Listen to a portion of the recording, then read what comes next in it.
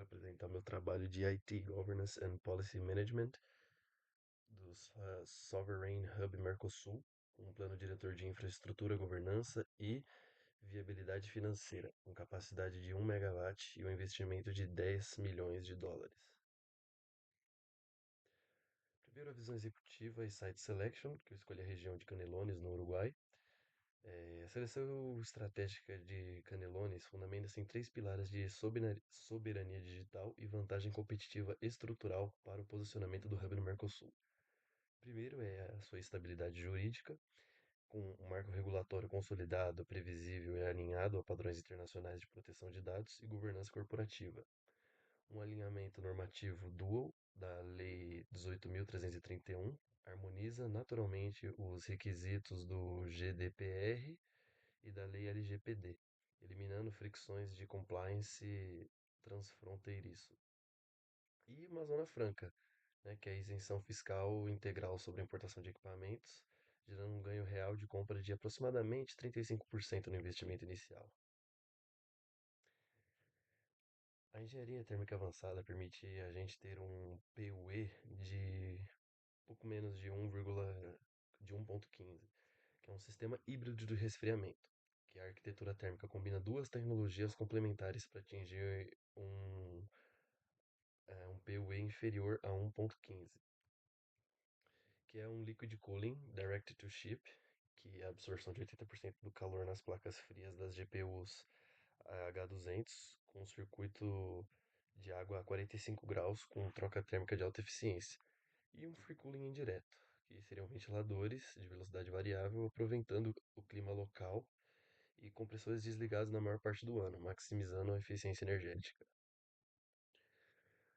Um framework de governança e conformidade interna, né, que é um mapeamento e cruzamento de frameworks de mercado para garantir conformidade integral em segurança, disponibilidade e confidencialidade dos dados custodiados. Para isso,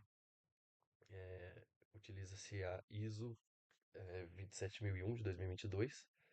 na seção A.7.4, que é a segurança do perímetro físico com controle de acesso em camadas,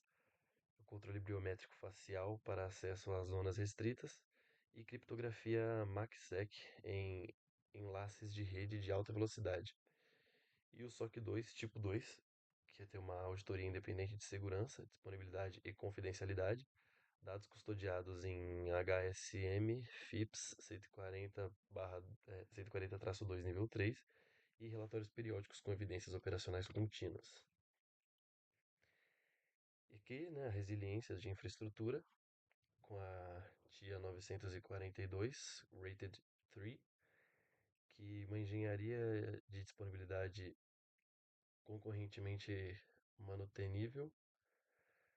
que qualquer componente pode ser removido ou substituído sem interrupções de serviços críticos. Com uma topologia ativo-ativo, o caminho duplo de energia, que é um caminho A mais B, operando simultaneamente, tolerância a falhas total em qualquer ramo de distribuição. Temos no breakups de Li-ion,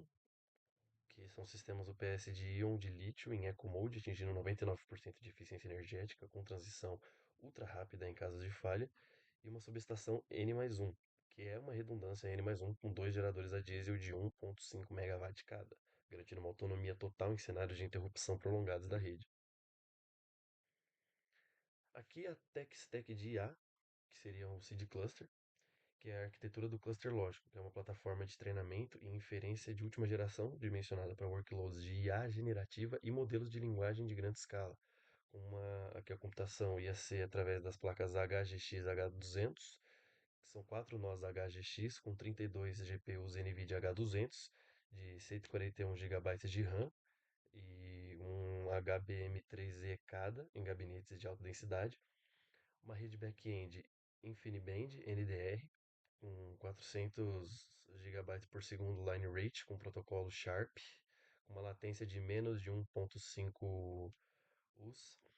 uma rede isolada dedicada ao tráfego de GPU para GPU e um armazenamento NVMe, que é uma arquitetura all flash com NVMe over Fabrics, eliminando gargalos de entrada e saída em workloads de treinamento distribuídos. e que é continuidade de negócios, estratégia BCP e DR,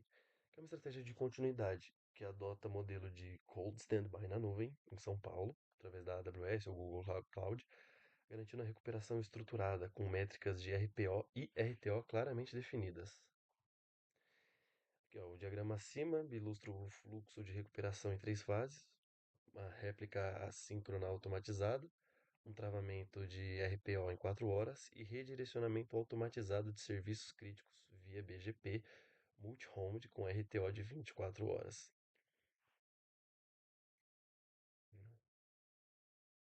Aqui é a matriz de riscos corporativos e os planos de mitigação estruturadas, que o RO1 é uma cadeia de suprimentos, né, que no risco de escassez de hardware crítico, e mitigar a arquitetura OCP flexível e estratégia multivendor com estoque estratégico de componentes. A RO2, que seria uma exfiliação de dados, e o risco de perda de propriedade intelectual, mitigando por criptografia, MACsec em trânsito, custódia em HSM e arquitetura Zero Trust. E o RO4, que seria uma mudança regulatória, que apresenta o risco de alteração no mercado legal, sendo mitigado pelo alinhamento Dual, GDPR e a LGPD no Brasil, via Lei 18.331, reduzindo a exposição a mudanças unilaterais. E aqui a engenharia financeira e o retorno de investimento, no business case. Aqui mostrando quanto foi investido em cada parte, sendo que no hardware GPU 55%, na infraestrutura física 20%, na rede de conectividade 5%, no OPEX com um runaway de um ano 15% e numa contingência de 5% daqueles orçamento inicial de 10 milhões de dólares. Né, que uma alocação transparente e estruturada por categorias, com defesa financeira baseada em conceito, que é o cost avoidance, contra instâncias caras de nuvem pública. Que a gente tem um OPEX Runaway de um ano, que a gente dedicou 1,5 milhões exclusivo para energia renovável, contratada e suporte técnico com SLA 4 horas, garantindo uma operação contínua sem pressão de caixa no primeiro ano e um payback estimado em menos de 24 meses, no máximo até 24 meses. E o veredito final,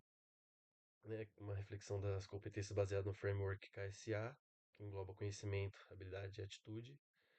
onde K, que o conhecimento seria o domínio técnico de infraestrutura de alta densidade, refrigeração líquida, redes, InfiniBand, NDR e arquiteturas de PU H200. Essa seria a habilidade,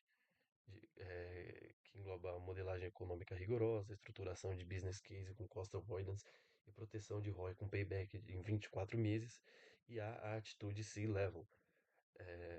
onde a governança corporativa orientada a resultados, conformidade normativa e proteção estratégica de dados de propriedade intelectual. Meu veredito final: se eu tivesse 10 milhões de dólares em conta hoje, com certeza eu investiria no meu projeto, tanto pela independência, proteção e propriedade intelectual e lucratividade a longo prazo gerado pela soberania de dados.